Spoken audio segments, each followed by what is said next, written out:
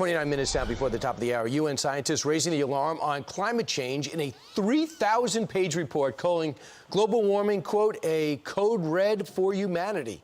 And the media jumping on board, warning to get scared, proclaiming the report revealed alarming findings. But before you start to worry about the end of the world, our next guest is here with a reality check, the publisher of ClimateDepot.com, Marc Morano. Marc, what was your takeaway?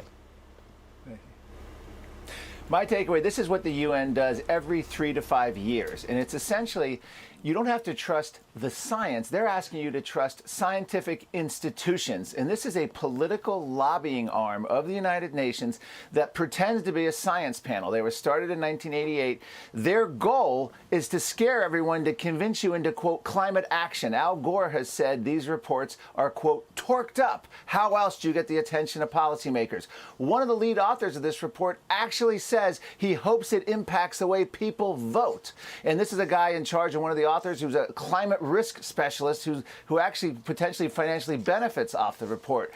So this is a report using a climate scare to get people to support UN treaties, Green New Deals. So right off the bat, you have to be suspect of what it claims. And Al Gore, of course, made zillions of dollars off climate change and his global warming. Yes. And he also, most of the stuff that he predicted, none of it has come true so far. Let's look at some of the highlights of the report. Blaming humans for the rising temperatures. Sure. They say it's all about the combustion engine.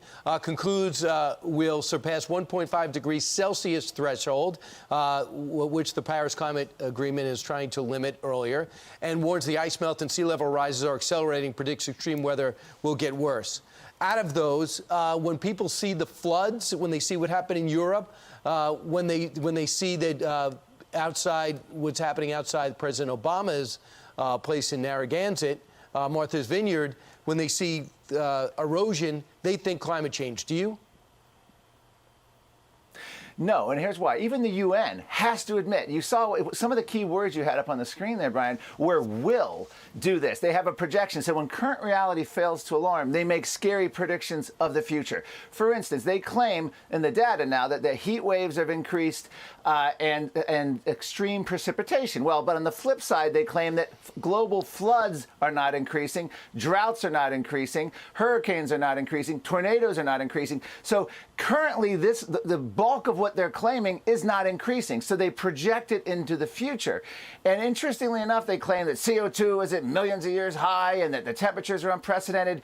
The medieval and Roman warming period of about, medieval warming period of about 1200 and the Roman warming period of about 0 had as warmer temperatures. 90% of the Earth's geologic history has had higher CO2 levels and higher temperatures than current. In other words, 90% of Earth's history was too warm to have ice at either pole. So what they're doing here is trying to act as though humanity is unprecedented. There are Nobel Prize-winning scientists, former UN scientists, who've turned against this report and against this whole process because they've politicized it. They've turned science into lobbying, and there's nothing to alarm the American public. In fact, the climate death rate over 100 years has declined 95+%. In other words, our fossil fuel use has protected us. It's taken an unsafe climate and made it safe, and the UN claims we need to make ourselves poorer to make us handle a climate better. And we're about to take our economy and destroy it because, according to Chuck Schumer, by taking the $3.5 trillion, we're about to get shoved down our throats without any bipartisan support. Climate change, we'll have climate change to save our planet and will affect global warming. So if we can pass everything in $3.5 trillion, the Earth will be a better place, according to Democrats. Marc? Yeah, unfortunately, we have to leave it there. They're literally saying, pay up or the climate will get you. That's the message. That's what they're claiming. Pay up or if you don't pay up, we can't protect you from the climate. Exactly, although we're out of money, but let's not get bogged down in that. Marc, thank you. Exactly.